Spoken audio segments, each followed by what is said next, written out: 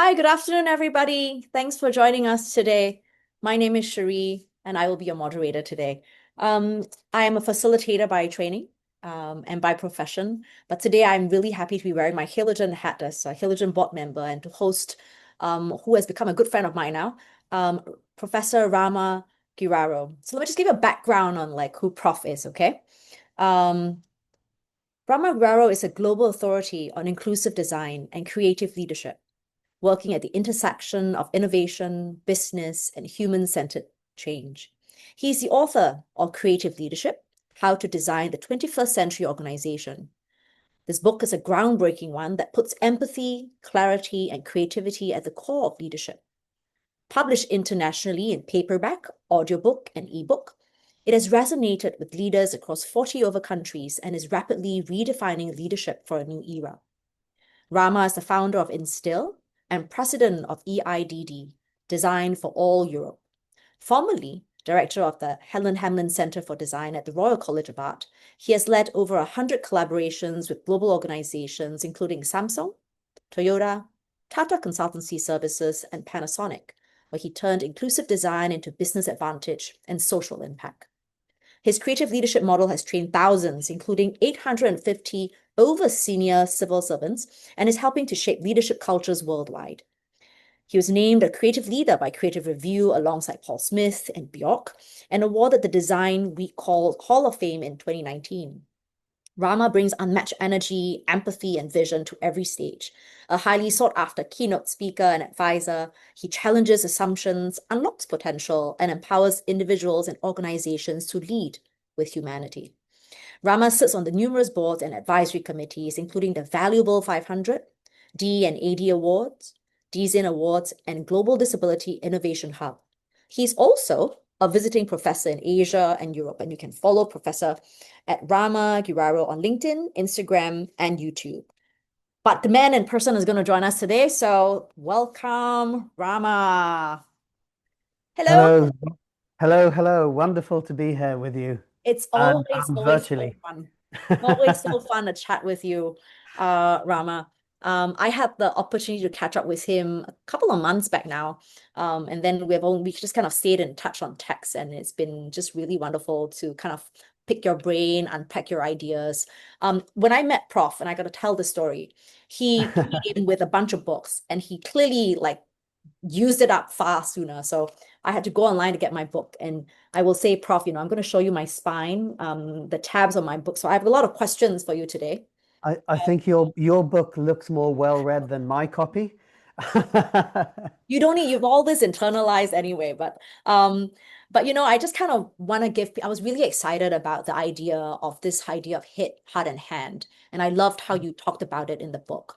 But for a lot of people here today, they may only have come across kind of like your early works or maybe write-ups about you. But can you just give everyone kind of background on what is creative leadership?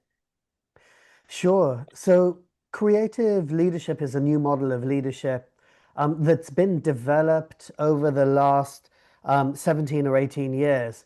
It aims to do something different. And honestly, when I wrote the book, um, I felt maybe 20, 25 people would read it.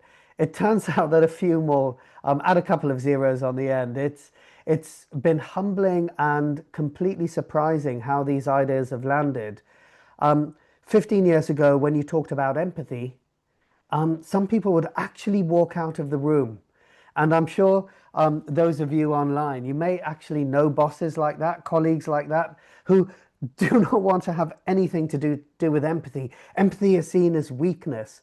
So creative leadership, very simply put, is about bringing more balance into the world, more balance into your life. It's personal transformation, leading to organizational transformation. It introduces human qualities into leadership. And I think just to um, end the answer to your question by quoting the first paragraph in the book, this is for this is the story for three types of people: established leaders, emerging leaders, and the biggest group of all, those who were never built to be leaders. And I sit firmly in that group.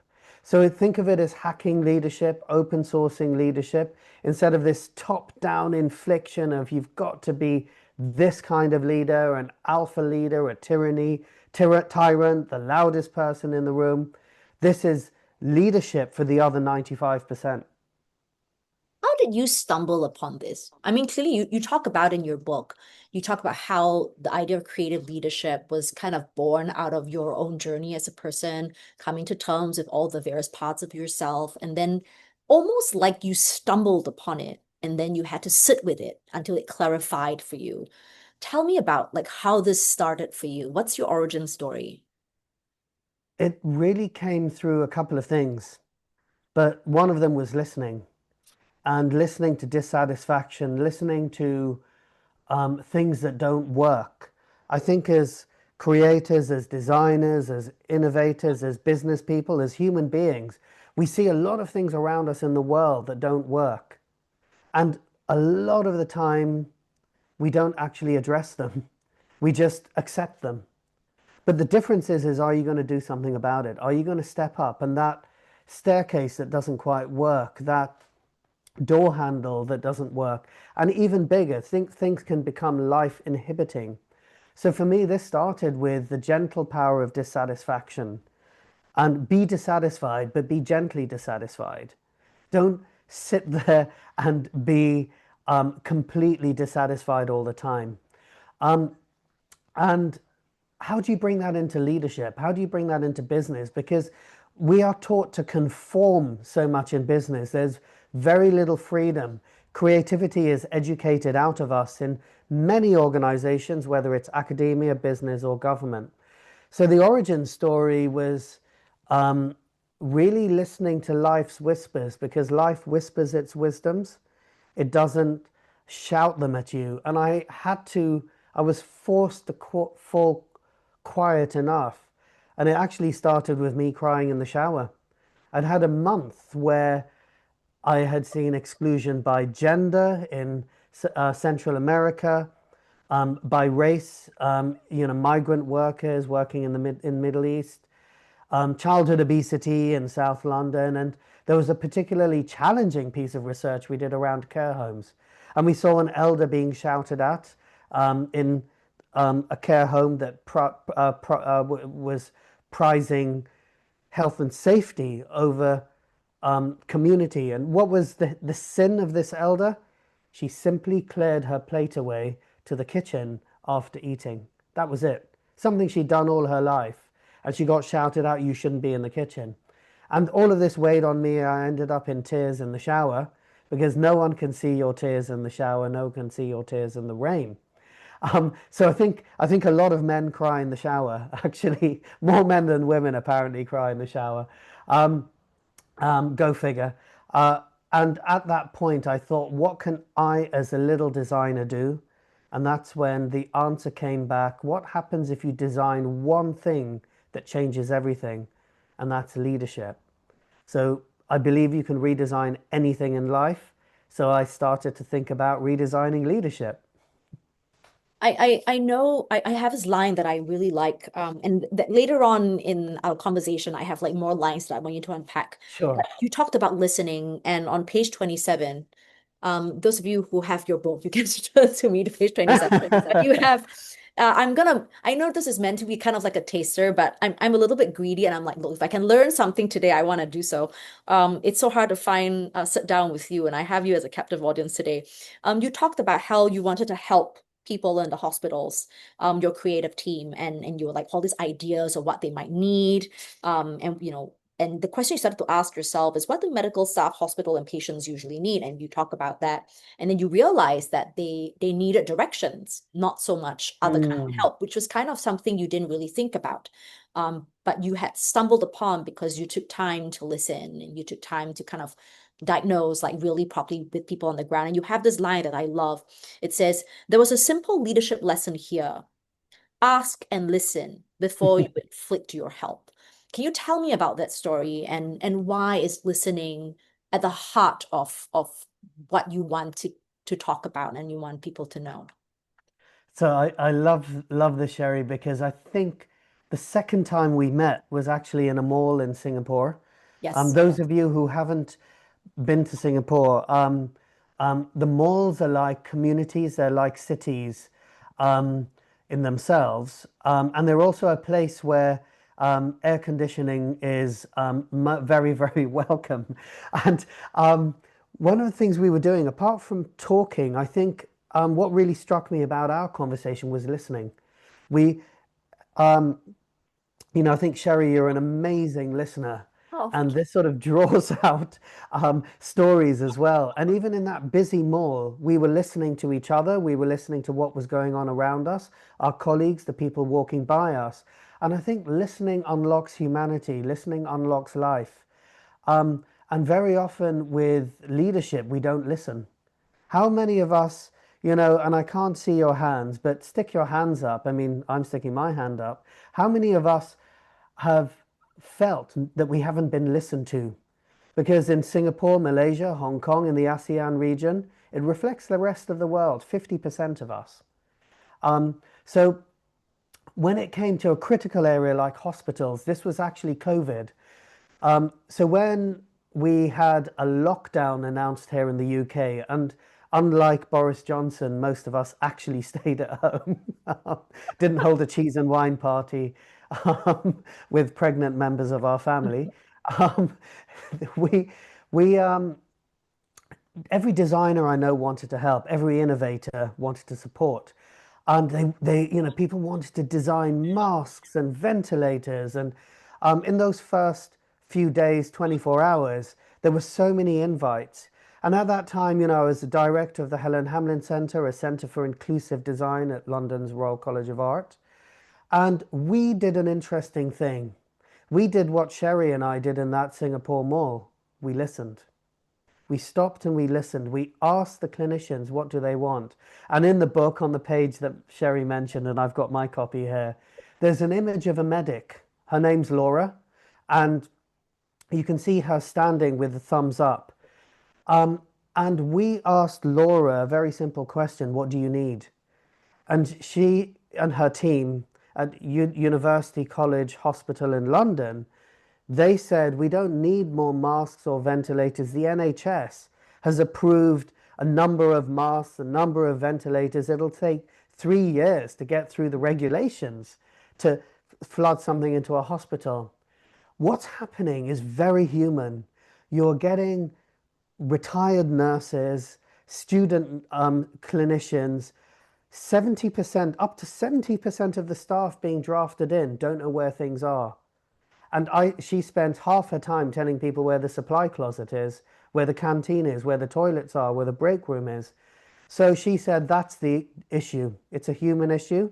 And we turned it into a design issue. We pulled up blueprints of the building, got her to handwrite on the back of a napkin in the middle of, her busy shift where the things were, and we turned it into a map. So she's standing in front of that map that we designed overnight, couriered to the hospital, and on each floor it just had a map telling new members of staff where things were. So we didn't inflict our help. We didn't come in and like design imperialists, like neo-colonialists. And I'm saying that sitting in London, the seat of modern colonialism. I think there's a reason I live here. It's kind of inclusively addressing that. But we leadership and listening, that is, in that nugget is the key story about listening. And people won't tell you what they want, but if you listen to them, you can interpret. So she didn't say, make a map. She just said this was the issue. And as a creative leader, you listen, you digest, you internalize, you translate, and then you externalize. I wanna kind of dial back on what you said, right? You said, oh, this is what a creative leader is. Now, I mean, the idea of creativity and leadership hasn't always happened in frameworks around the world. I mean, I am a leadership practitioner, and then you look at new frameworks, all the ways of doing things, what a leader should be, attributes of a leader, so on and so forth. And creativity is one, not always something that is highlighted or talked about or even part of a framework. So that's one. Number two, your version of creative leadership, it's not just like, oh, how creative we can be in the traditional sense. So can you just Yeah, kind of tell us, where does creative leadership, what does creativity actually mean to you? I know we're kind of going into like your three parts, sure. but also then where is creative leadership in the place of all of those leadership frameworks that we have in the market today?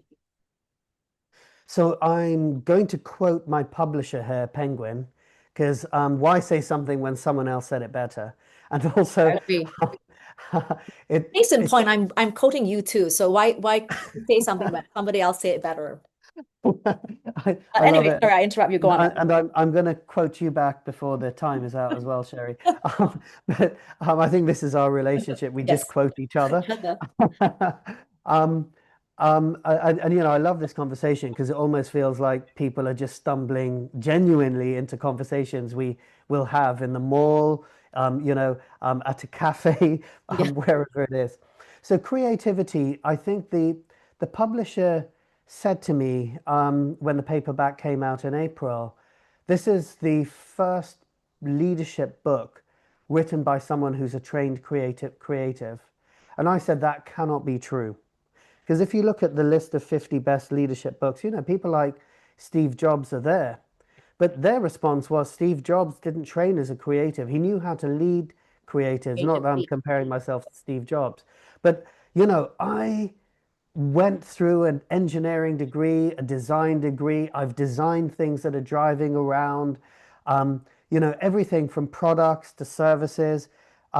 When I was 19, I helped design the Mini, the BMW Mini. I was on the team that got that central speedometer in the dashboard. When I was 19, I also helped design the wheel arches on the outgoing Mini. You know, I wanted to be a car designer. I wanted to design Ferraris. Um, and after 10 and a half weeks of doing that, I realized design could perform better service to humanity. And that led me to think about design in two ways. Design with a capital D, which is a professional trained experience, and design with a small d, which is everyone. So everyone is a designer. And I can prove this. We design our lives. We design this seminar. We design our breakfasts. We design our days. When something goes wrong, we design our ways through it. So everyone is creative, but here's something that I absolutely feel very strongly about. Creativity is being educated out of us. Creativity is getting lost, and I believe creativity is under attack. And one of the great things about, not working so much for an institution anymore and working for your own company and having a portfolio career is you can say these things. You can say these very strident things. But I believe we need to edit creativity back into our lives and we need to give it the space and the place um, within our workplace, within our careers, within our lives, and within our leadership. And that's the aim of creative leadership. It's not. So the other thing, just to say finally, is many people that have taken the workshops, and we've talked to and trained over 25,000 people, say creative leadership isn't just a process or a book, it's a movement. And I'm listening, we talked about Yeah. listening.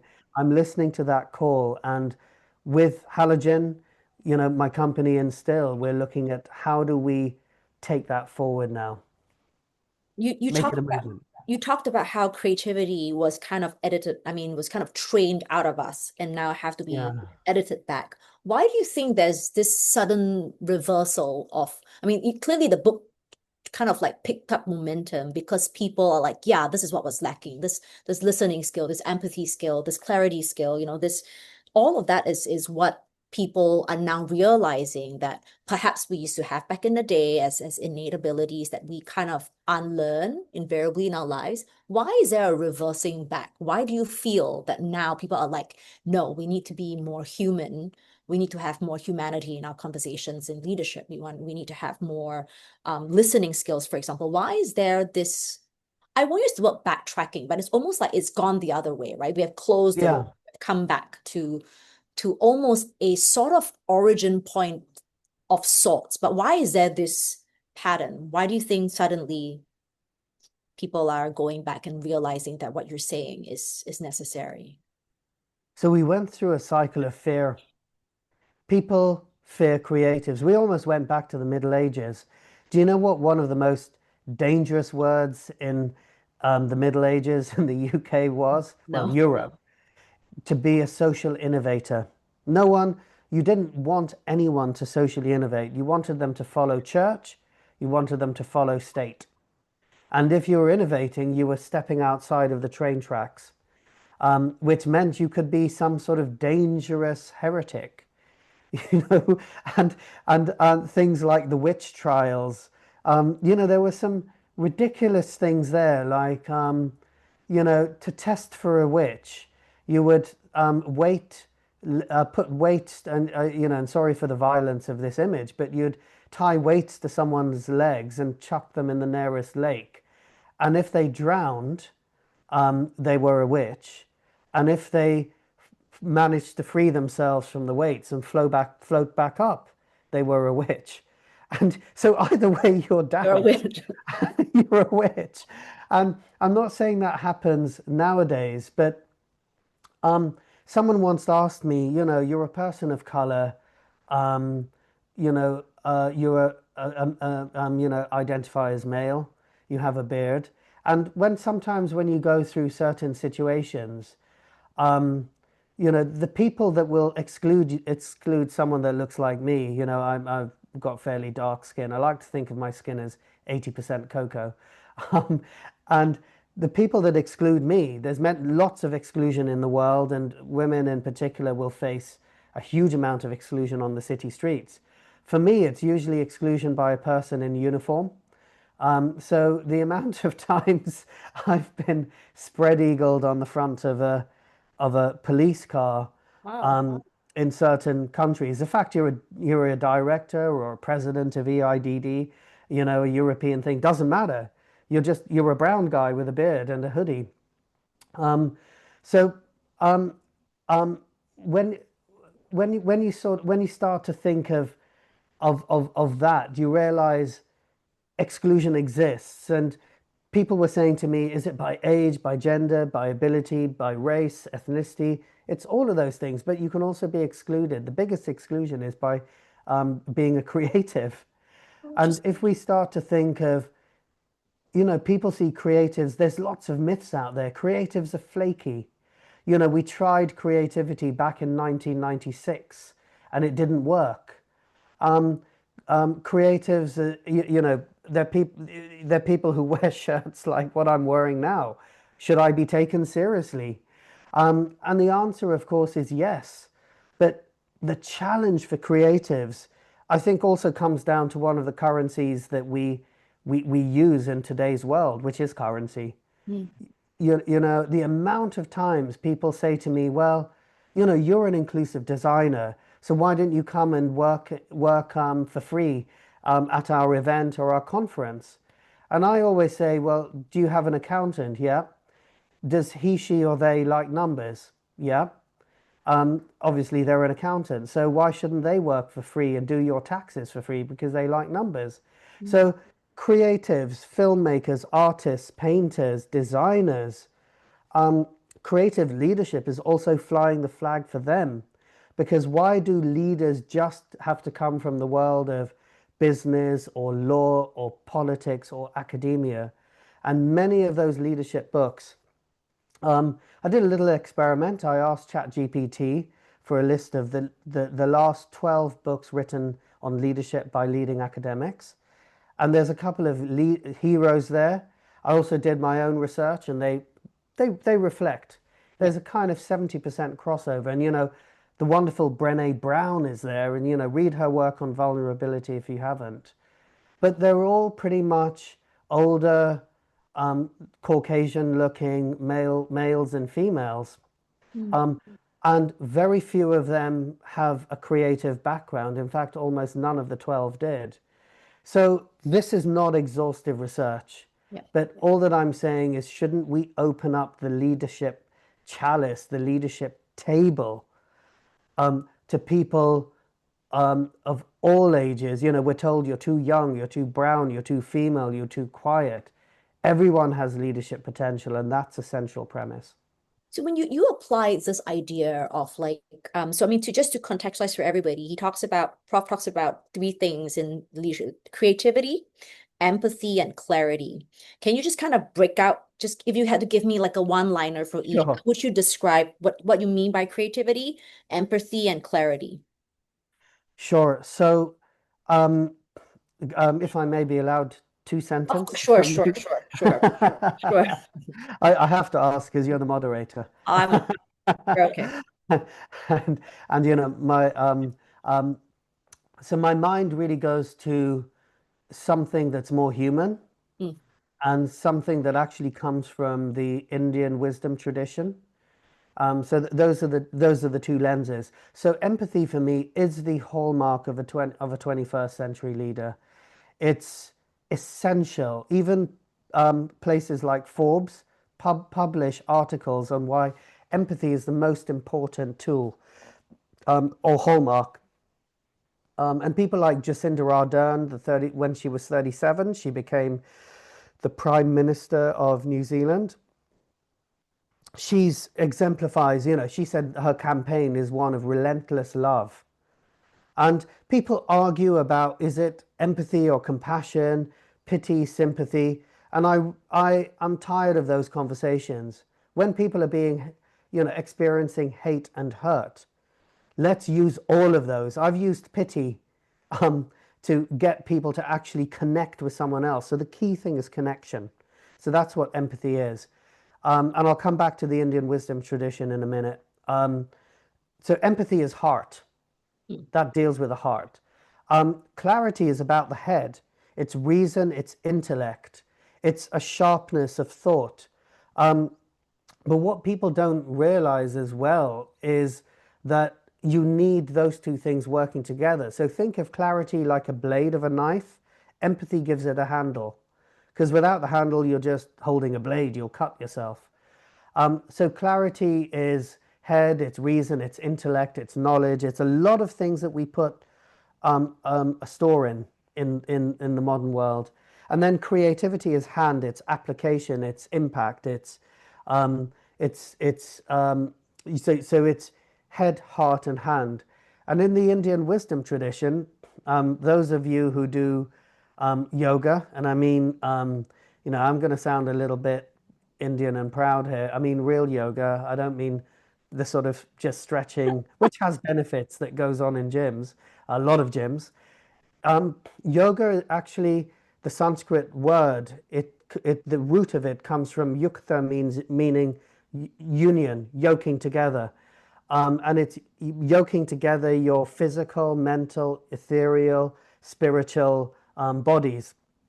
And spiritual doesn't mean religious, it means your spirit. You can say people are spirited.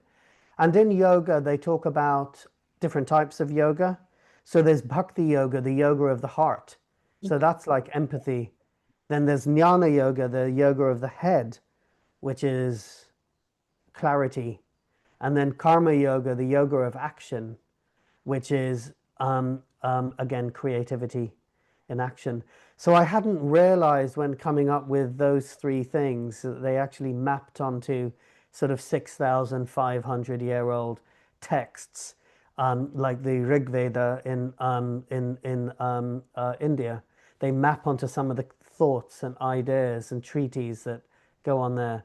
And just very, very simply, a more colloquial way of looking at it is I learned empathy as a human being, creativity as a trained designer, and clarity I learned from an ex-girlfriend because we've all had that confusing relationship. And when it ends, you think, what on earth happened there? What went on? And sometimes 20 years later, you're like, huh, that's why. That's what happened.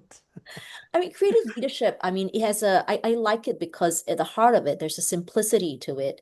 How do you then apply it? I mean, I'm going to take it through. So Sure. how have you applied it to like corporations? I mean, we have a corporate workshop coming up at the end of this whole kind of taster webinar almost. We'll kind of give people more information about that. But you've worked with a lot of corporations, Samsung, Tata, just to name a few. Give us just one Yeah, story on how you've applied it and why it was so impactful for them. sure. So, uh, again, I'll be very quick because I'm getting carried away as ever. Cherie, you're bringing out such heartfelt questions, and I'm responding in kind. So the most amount of people we've trained in an organization was for the Hong Kong Civil Service, and that was nearly 1,000 people. We were brought in by the Hong Kong police at the time of the Hong Kong, well, they said riots, they weren't riots, just protests, I think was the word, on how the police could work with more empathy.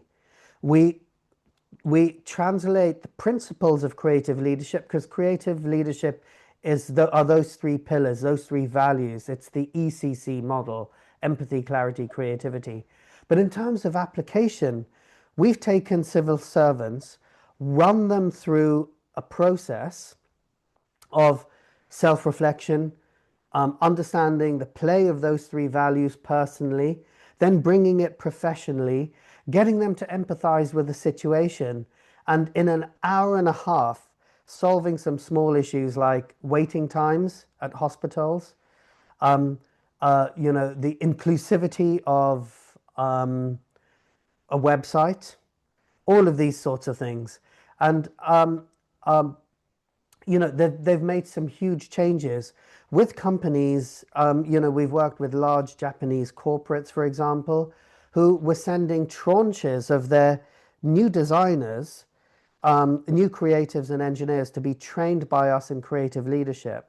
Because we don't believe in just classroom learning, we believe in active application. We also use the process of inclusive design to actually get people to design things for the world around them that include others.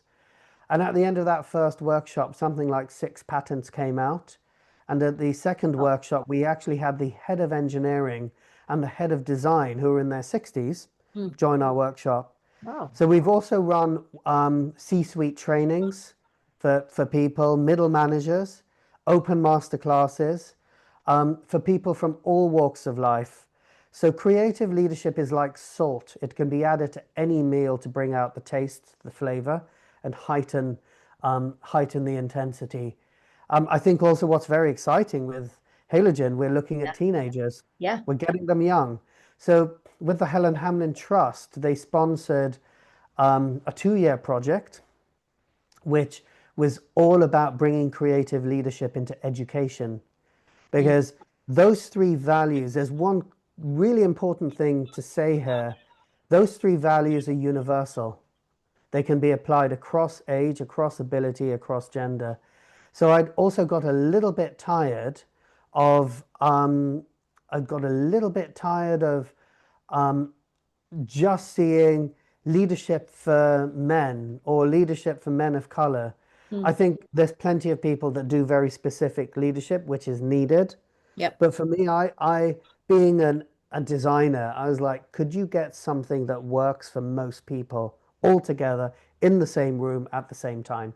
I like that because I think while people look at empathy, and I think we're still learning, the world is still learning that it's not a bad thing, it's actually a positive. You have a wonderful line on page 66 for those who are taking notes. Empathy opens up more creative opportunities. I have a question from one of the people who are watching in, and he says, in an education system like Singapore, we don't always expose people to creativity. We don't always see. So on a day-to-day, how can we then kind of make ourselves more creative if we just kind of unpack the creative part? Sure. It's a beautiful question, and it's really simple. You could use tools like Kahoot, Mhm. which is an educational learning platform, also an EdTech unicorn, the biggest one from 2021, and they're a case study in the book. Mm. And those allow you to creatively learn together. So instead of, it's a little bit like those American cop shows where they're in the court and they say, "Why did you do this? Yes or no?" And you say, "Well, it's a little bit more nuanced. I need to give some explanation. No, yes or no." And exams are a bit like that. It's a yes or no answer. What happens if there was no wrong or right answer? There was just an expression. Like in the past, we've actually asked a bunch of 15-year-old how might you end poverty? Mm. They have an answer. And Yeah. they have answers you may not have thought of. Why? That's creativity in action. Another act of creativity is asking people, how would you do this? And you can do this with teams. So here is a real issue the management in the organization are facing. How do we solve it? And um, and opening it up to people um, can give you several creative solutions that you haven't thought of. So it's about openness. How do you then, I mean, in the age of tech, we have one other question. And it says, in an age dominated by data-driven, AI-powered, to be fair, taking away nothing from technology because it's wonderful. How do we then make sure that we keep this strain of humanity and empathy? So I just came back from a tech conference Mm, held by a tech company in Germany, where this was the question on everyone's lips. And what came out of it is you increasingly need creative leadership. People talk about artificial intelligence, but it's actually driven the databases, the data sets are human. And mm, there's things, true human creativity at the moment still outstrips AI.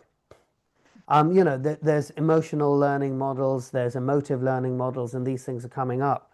But I think this one of the streams and strategies that we're looking to offer is creative leadership in an age of AI. It's new workplace, new leadership models. Um, what does it mean to be a human leader? And you can start to see a backlash. A lot of creative firms got rid of their mid-level designers mm, because they felt you could give junior designers an AI tool yeah. and they'll produce more designs for less money than a senior designer. Kind of like the But Duolingo issue, right? They kind of yeah, replaced a whole bunch of people who were generating content and lessons for them with a that's right. AI tool. Yeah. And the backlash is that actually, yeah, they were generating content, but they weren't generating quality. So those senior designers, it's that old story of, my friend Michael Wolff tells it. Um, he's now 90 something years old, but one of the founding figures of design. I believe he's a great spiritualist in the body of a designer. And he tells the story of walking into a firm, a big energy firm, who was BP. I think we can Yeah. name them, um, and other clients. And they would say, "Can you redesign our logo?" And he would sketch something out. And they would say, "How much is that?" And he would quote his figure. And they said, "But that took you 5 minutes." And he said, "No, it took me 45 years." It's And I true. think that is also bringing humanity back into AI. So if you think of ChatGPT, I have a lot of friends who are going through emotional things, breakups. That's not because of me. It's not like all of my friends are suffering. Um, but are talking to ChatGPT, but it carries an inherent bias. Yes. And every time I use it and say, I'm doing this talk with Cherie, could you give me a little background on her? And could you give me a synopsis of the book Creative Leadership that you think will be relevant for Singapore? And the first thing it always says is, hey, Rama, you're so great and creative leadership is amazing. It's completely biased towards you. It never says you're wrong. And moreover, it never says I'm wrong. So we we have these biases that are built into AI that I think we need to um, we're running some really interesting classes and workshops in the future to help step around that and help work with AI as a great tool. AI is a great servant. It's not a great master. I like what your friend, you quote Michael Wolff. Everyone's on page 85 for those of you who are interested. He has a great quote which I highlighted. So I'm going to read it. He says, someone asked him, what is the most memorable or impactful project you have ever done? And I love his answer because it really speaks of so much humility and growth mindsetness that he replies, the next one. And I love that because when we start going back to what used to be what we have done, it's kind of like repeating an old model and not taking into account this kind of like growing need. There's a question here about creative leaders being frowned upon. And she talks about, let me just read it It says, I always feel like when I want to be with and help somebody, I need to fix their problem, right? I want to give the best advice possible. I think you've said this before in our earlier conversations. We shouldn't listen to fix, we should listen to understand. So to City, she says, and I quote in full, as a leader, I feel pressured to give the best advice possible when someone approaches me. How can leaders manage this pressure when we don't Mm. always have the perfect answer? Yeah. I think the first thing you're doing is admitting that and asking the question. So admitting that to yourself is important because traditional leadership, we're told you have to be the smartest person in the room. You have to have all the answers at your fingertips. And sometimes what people want is listening. Mhm. Sometimes what they want is reflection. Sometimes they just want the space to be asked, to be told, you're doing okay, actually. In the middle of all of this, you're doing okay. You're still standing. Sometimes it's a little bit of cheerleading. People just need support, is the other word for that. And um, sometimes it's redirecting. So if um, you haven't got the answer, and most of us haven't got the answer for everything, where might they go to find out something? Or do they need space? So I've managed teams of creatives, and people say creatives have big egos. Yes, they have an ego, but they also have a huge amount of empathy. And one of the things I realized is people would come with a block and say, how do I get through my creative block? And I would say things like, that's your brain isn't blocking things, it's just buffering. So where is the most creative space for you? And one person said, my mum's kitchen. Okay, go and stay with your mum for a week and come back. Another person said, under a tree. Go and sit in the park. I don't expect you to see you in the office for a week. And you can also do creative exercises like smell an orange. That citrus actually stimulates creativity. So in our workshops, we have lots of practical tips. You can also do a thing like take away one thing if you have a work issue. So if money was no object, what would this glasses look like? And so you've taken away the constraint of money. And these are sort of creative ways of flooding things in. There's also a really interesting thing that we would do, which is just called creative swap. So if Cherie's working on a project and I'm working on a project, for a day we swap projects and then give it back at the end of the day. So as a leader, you don't have to have all the answers. And I hope I've just given you 4 or 5 kind of quick fire ways of sparking creativity. But and again, this relates to Brené Brown's work on vulnerability, is people actually, our research shows, so this is our research, shows the number one thing people want is active listening. So don't feel that you have to have an answer. Feel that you need to have ears. You're given 2 ears and one mouth that you may listen more than you speak. So it's actually on your face, listen more. And just holding that space. And it even works with 2-year-olds, apart from the terrible twos. But just listening, holding the space. And so many times I found that I haven't really done much apart from listen and ask the odd question. And people walk away going, oh, that was great. You gave me so much advice. I wasn't giving them any advice. They were giving themselves Self advice. advice. I guess it But was, you're just holding. yeah. And you have a wonderful quote that speaks to that. It says, trees grow best when forming a forest. And the whole idea of this collective space that we hold for each other is very evident in your book. You talk about how all of this, based on your research, gives rise to a new currency of leadership, which you touched on about, right? Yeah. You gave us altogether, I think, 5 new currencies of leadership. The first being active listening, the second being empathy, which you speak of in your book, the third, adaptability, the fourth is diversity, and the last one you talk about, which I kind of want to talk a little bit about, especially from the context of Singapore, is openness. And what does that mean Mm. as kind of like the last thing before Yeah. we have to close here? So openness is incredibly important for whether it's education, whether it's organization throughout the life. Be open-minded, open-hearted, and open-handed. So again, it goes back to the three values, the ECC value. So open-minded, what does that mean? Well, we all know leaders, a little aside here. Someone once asked me, how did you write the book? And I said, actually, in one sense, it was quite easy because I just looked at all the things that I wanted to change about leadership and all the leaders around me and the leadership behaviors that I didn't feel work. And I wrote the opposite. And when I wrote the opposite, people said, hey, that's what I wanted. That's what I want. So there's this huge misdirection that's going on. It's like people say this is what leadership is.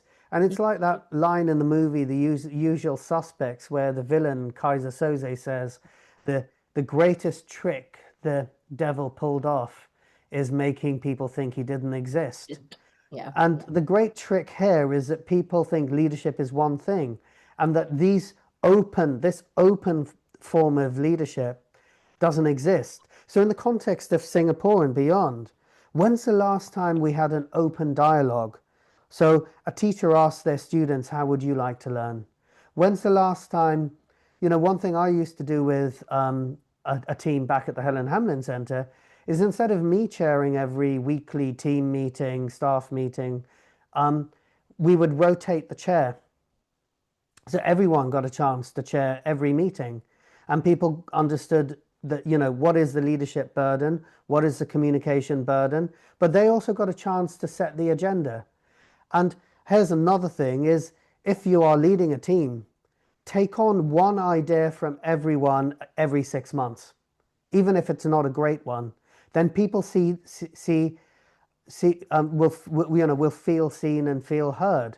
Mm. So these are behaviors that I think in the workshops and the materials that we're doing, we've got an exciting amount of material that we're developing, with Halogen as well and with other organizations.